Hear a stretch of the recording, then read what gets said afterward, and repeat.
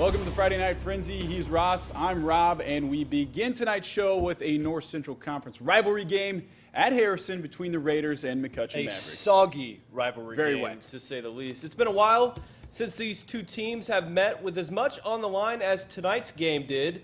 We have to go all the way back to the 1995 and 1996 seasons to find both teams with nearly identical records going into the Sword game. Harrison won both of those matchups, outscoring the Mavericks 61-25. Had to sneak that one in. Yep, there, didn't McCutcheon senior Blake Elming can score 61 on his own if you're not careful. Harrison got the ball first, and the Raiders were on a mission. QB Jadan Sturgeon picks up big chunks on the keeper, and moments later, Sturgeon hands the ball off to Daniel Wright, and the senior goes in for 6. Harrison takes the early 7-0 lead, and remember that score.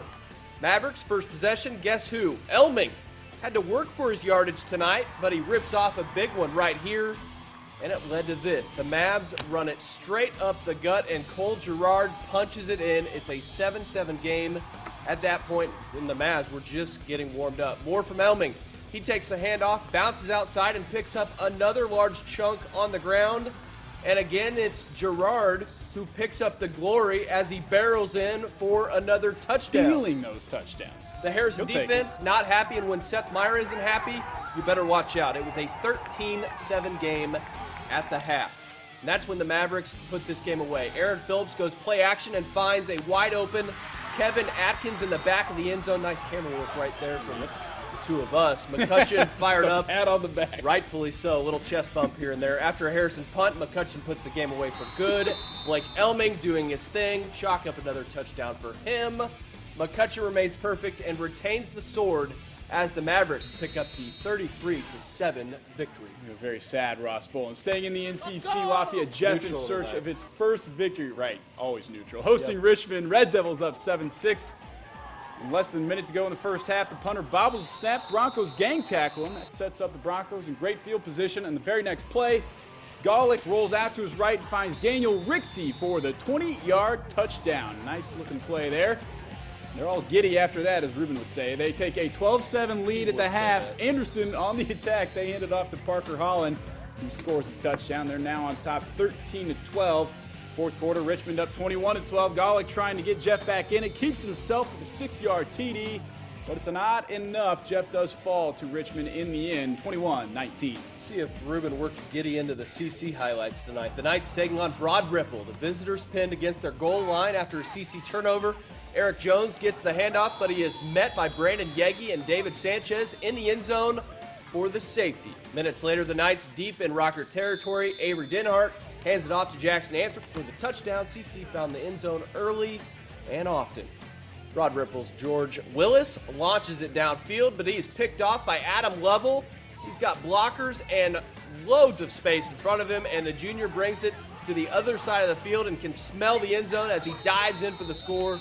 16-0 CC at that point. Then they go to the air. Denhart's easiest passing yardage of the night dumps it off to Anthrop, who does the rest. Untouched for the 32-yard touchdown. Literally untouched. Yeah, pile on 7 more after the PAT. 23-0 Knights, and Action Jackson wasn't finished. He goes up the gut for another touchdown. The Knights pile on 30 in the first quarter. 57-0 was the final. Fresh off its big win over West Lafayette, Rensselaer on the road at Delphi. Coach Strasser rallying the troops. They faced an early 20-0 deficit in the second, but the defense would step up. Bombers looking for 6, but sophomore Adam Keene comes up with the pick. Bombers go into half up 20-0. Opening drive of the third, Bombers offense would wake up. Ryan Arhood busts one for a huge gain. And then a few plays later, the Bombers with the play action. Dylan Wright finds Austin Fleming for the easy score. The Oracles, though, they still fought this one to the end. Senior Adam Zink, that's right, Paul Zink's little brother, catches the tip pass, goes in for the score. The micro Zink, proving why he's already winning more life than his older brother, Paul. Ooh. That is a zinger. That's from Austin Miller, Paul. In the end, it's the Bombers who take it running away, 49-14, the final score. Wow. Ouch. I don't want to follow that. West Lafayette looking for a bounce-back performance tonight at Twin Lakes. First quarter action, Red Devils at the goal line. Travis Roll finds the hole and scores. Westside takes an early 6-0 lead.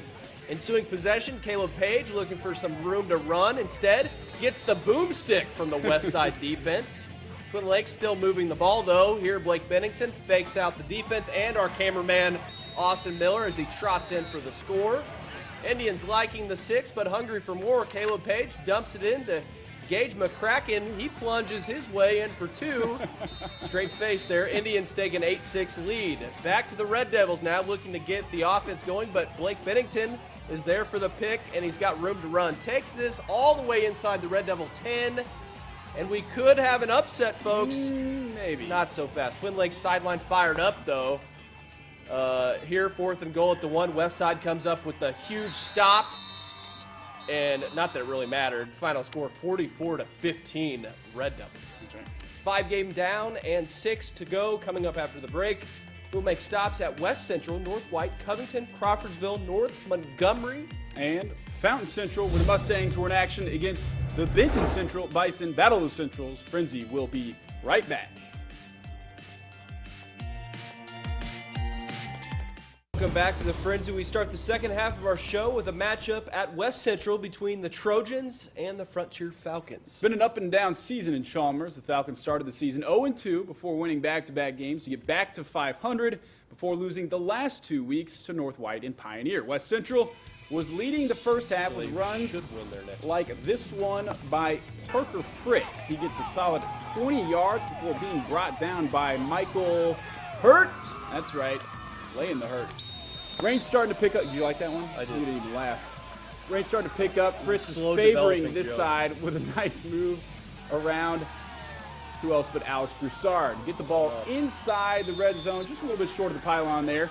Changing directions on the Falcons, tiptoeing it up the middle for a Trojan touchdown. The Falcons, they put the pressure on the Trojans all night long, best they could, but coming up short. West Central takes it in the end, a good one, 36-30, the final score. The Battle of the Centrals, Benton Central on the road at Fountain Central after going scoreless in the first half. Benton Central looked for the end zone on the first drive. Looking here, 4th and long. Colton Tucker hurls a pass up toward the end zone, but gets picked off by Thad Crane, who carries the ball up and around the Bison. He gets a nice field position around midfield. The Mustangs would take over, and quarterback Kobe Pierce takes the ball, bounces off his own teammate, and behind the defense gets the first down after getting pushed out of bounds. Pierce takes the hike again, pumps and drops back to pass, finding Tim Ellis up center, who makes the catch for the big gain. The Bison would get the ball back after the Mustangs couldn't convert, and Colton Tucker takes it on his own around the defense before getting pulled down by Matthew McMasters from behind. I like that. Yeah, it was a little too late, though, for the Bison. Fountain Central won 20-6. It's a good game, though, for the Bison. The Pioneer Panthers took their show on the road tonight at North White, and that is a big bell. And what a show it was. We pick up the game. Pioneer had 49-0. Sam Kaiser runs the second half kickoff back from the 5-yard line. Penalty on the play. No worries, though. 2 plays later, Panthers walk in for another 6. Panthers didn't get the shutout, though, and take your best guess at this name. Jake Quasabarth? Sorry, Jake. Manages to sneak in 1 touchdown with a couple minutes to play. 6 on the board for the Vikings, but it's Pioneer that takes it 62-6. Great effort on that guess right there. like Attica him. hoping to pick up a win at Covington and party at the Beef House afterwards. Covington controlled the first half. Trojans attempting a little trickery. The Red Rambler defense sniffs it out for a loss on the play. Attica looking to get the offense going. Braden Wagner looking for room, but doesn't get much there. And then it's Christian Blackburn hopping his way for extra yardage. Not much offense early on at Attica. Covington would wake up, though. Senior Greg Haig busts his way for the huge gain, breaks a few tackles, and brings the ball all the way inside the 5-yard line. And a couple plays later, Danny Brewer takes it up the middle and bruises his way for the touchdown. Later in the second half, all Attica. They scored the game-winning touchdown with 5 seconds to go. They win 21-20. Crawfordsville looking for its 3rd win of the season, hosting Frankfort tonight, second quarter. Crawfordsville QB Trent Johnson, not our friend. Not the State Farm not agent. the State Farm agent, for a nice game. Later, it's Johnson tossing a nice little screen to Michael Minks for the first down. Later, it's Frankfort ball. Justin Velasquez. Sorry, that's not a good effort. Sorry, For a Justin. first down. A few plays later, QB Jared Smith sneaks in for the touchdown. Athenians trying to make something happen. Tyler Goodell runs in for the first. Hot Dogs too tough tonight. Luis Medina breaks it for a monster TD run. Frankfort rolls 62-14. The 4-2 North Montgomery Chargers hosting the Lebanon Tigers. First quarter, Lebanon's Clayton Barber gets the handoff and rumbles his way for the first down. Later, it's Barber again rushing for another first down. As you can tell, not many points scored in this one tonight, so we're highlighting the first downs. Tigers keeping it on the ground. This time, Barber gets blasted by Chargers Sam O'Brien. Little hit stick right there. Lebanon QB Evan Stombach bobbles the handoff, and the Chargers recover. Later, Tigers get the ball back and go to Barber again for a nice gain. And Lebanon picks up the 6-0 victory. A lot of yards there for no scores. Yeah, absolutely. Defense lives there for I sure. guess so. That's all 11 games of highlights. Coming up, we have the always popular Coaches Corner. That's right. Rensselaer Central's Chris Meeks will sit down with us to talk about his what? Bombers. Uh-huh. That's what I thought. His Bombers. That's coming up next.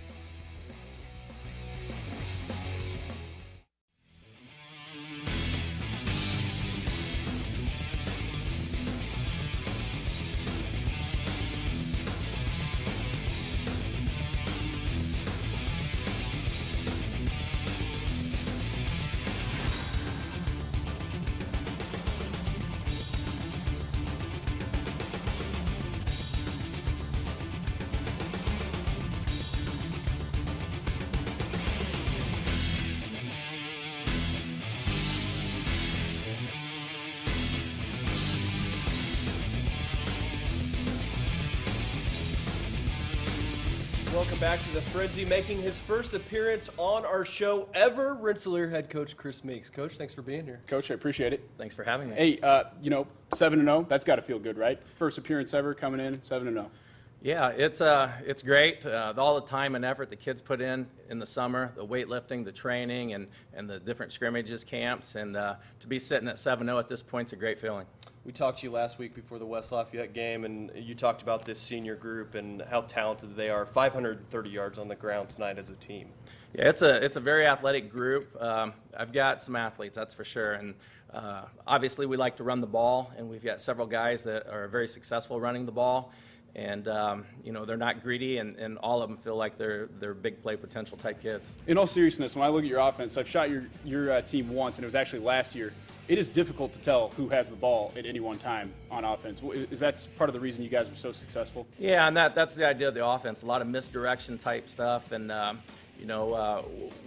double handoffs, and a lot of times when you look at different offenses, the reverses and double handoffs are gimmick or gadget plays where it's an intricate part of our offense. We run it a lot in our offense. You're hoping your offense clicks like it did this week. Next week, we'll talk about the elephant in the room. You've got CC at home, just a big conference game and maybe a semi-state preview. Central Catholic's a tremendous team. 22 straight wins, never have lost in the Hoosier Conference. Well coached. Coach O'Shea and all of his coaches do a great job with their athletes, and just a tremendous team. And the Hoosier Conference itself is very tough, but we're happy that we've put ourselves in position to play in a big game and with championship implications. Kind of along the same lines as that, how do you manage the expectations from your team? Is it something that's kind of intrinsic within the guys that you have on your squad, or is it something you need to talk to them about? I think a lot of it, you go back to last year, we made it to the semi-state, and we were 48 minutes away from going to Lucas Oil Stadium. So our kids know what's at stake, and like I said, they really put the time and effort in the summer, and our goal is to go to Indianapolis and play for a state championship, but it starts with a Hoosier Conference championship, and Friday night's game will be huge towards that. And it'll be pretty impressive if the Bombers can go 2-0 against West Lafayette and Central Catholic this year. That'd be big for your program.